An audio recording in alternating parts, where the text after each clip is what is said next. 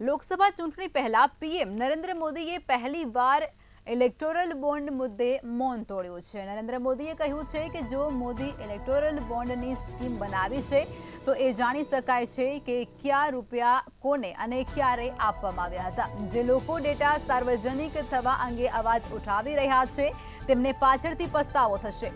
આ સિવાય પીએમએ પૂછવામાં આવ્યું હતું કે વિપક્ષ સરકાર પર ઈડી અને સીબીઆઈના દુરુપયોગનો આરોપ પણ લગાવવામાં આવી રહ્યો છે અને એના પર પીએમએ જવાબ આપતા કહ્યું હતું કે અમે ઈડીની સ્થાપના નથી કરી, ન તો અમારી સરકાર તેના કામમાં દખલગીરી કરે છે।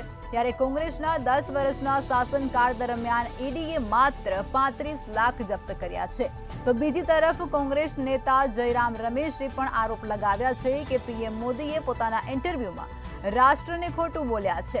પીએમ મોદીએ તેમના ઇન્ટરવ્યુમાં એ સૂચનને નકારી કાઢ્યું હતું કે ચૂંટણી બોન્ડના મુદ્દાને કારણે તેમની સરકારને આંચકો લાગ્યો હતો।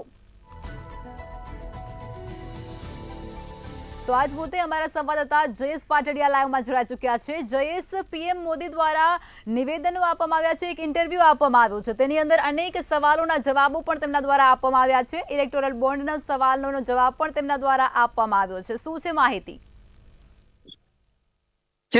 પ્રધાનમંત્રી નરેન્દ્ર મોદી લોકસભાની ચૂંટણીને લઈને અત્યારે જે પ્રચારના મોડમાં જઈ રહ્યા છે। આપણે જોઈએ છીએ કાલે તેમના દ્વારા યુપીની અંદર જે છે મહારેલીનું આયોજન કરવામાં આવ્યું હતું અને સાથે તેમને ચૂંટણી 2024ની જે ચૂંટણી છે તેનો જે આગાજ છે તેમને યુપીથી કરી દીધો છે। આ સાથે તેમને તમિલનાડુની એક પ્રાઇવેટ ન્યૂઝ ચેનલ છે તેને એક ઇન્ટરવ્યુ આપ્યું હતું જેમાં તેમને ઇલેક્ટ્રોલ બોન્ડને લઈને સવાલ કરવામાં આવ્યો હતો। તેમાં તેમણે જણાવ્યું હતું કે કોઈ પણ નવી સિસ્ટમ આવે છે તેને સ્ટેબલ થતા થોડી વાર લાગતી હોય છે અને સ્ટેબલ થયા બાદ તે સારી રીતે કામ કરતી હોય છે। આ સાથે તે જો ઇલેક્ટ્રોલ બોન્ડ પર જો વધુ વાત કરવામાં આવે તો ઇલેક્ટ્રોલ બોન્ડને લઈને જે વિરોધ પક્ષો છે તેમના દ્વારા સતત સરકારને ઘેરવાનો પ્રયાસ કરવામાં આવતો હતો।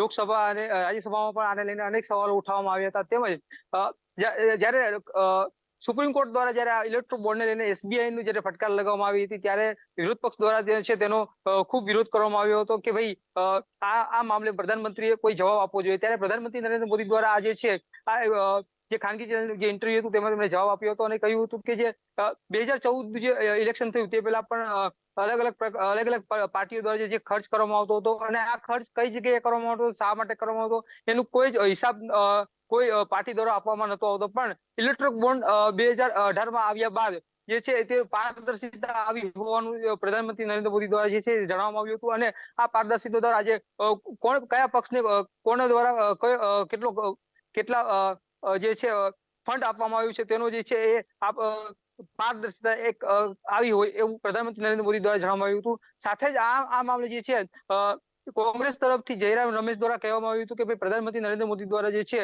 એ દેશની જનતાને સામે ખોટું બોલવામાં આવી રહ્યું છે। પ્રધાનમંત્રી નરેન્દ્ર મોદી એ પણ એમને કહ્યું છે કે તમામ વસ્તુ ખોટી છે। ભારતીય જનતા પાર્ટીની જે એનડીએની જે સરકાર છે તેના દ્વારા જે છે જે 40,000 કરોડ જેટલાનો જે કોન્ટ્રાક્ટ છે તે પોતાની જાણથી અને જે કંપનીઓ જે ફંડ આપ્યું છે એ લોકોને આપવામાં આવ્યું છે। સાથે જ 40 જેટલી કંપનીઓ એવી છે કે જેમના ઉપર જે છે ઈડી, સીબીઆઈ જેવા દરોડા પાડવામાં આવ્યા હતા એમના દ્વારા જે છે એ ફંડ આપવામાં આવ્યું છે। આ પ્રકારના આરોપ સાથે જયરામ રમેશે જે છે ક્યાંક પ્રધાનમંત્રી દ્વારા જે ઇન્ટરવ્યુ આપવામાં આવ્યું તેને ઘેરવાનો પ્રયાસ કરવામાં આવ્યો હતો।